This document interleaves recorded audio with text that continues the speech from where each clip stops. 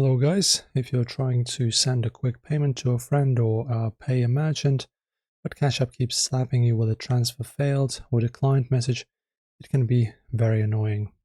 So I'm going to show you the main reasons why this happens and the exact ways to fix it so your money actually goes through. Alright then, so the most common culprit behind a failed transaction is a standard bank decline. So even if you have plenty of money in your checking account, banks will often flag third-party peer-to-peer apps out of nowhere for security reasons.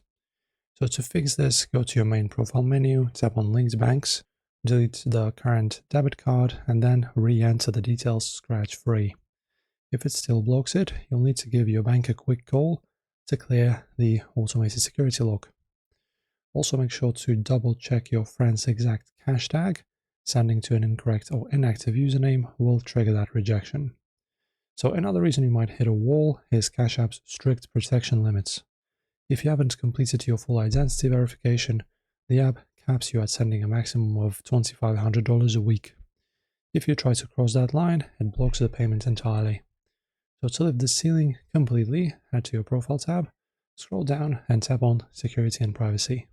Follow the prompts to verify your identity by typing your legal name, birthday, and last 4 digits of your social security number. And finally, Cash App has an aggressive AI algorithm built in that cancels payments if it senses anything unusual to protect you from scams.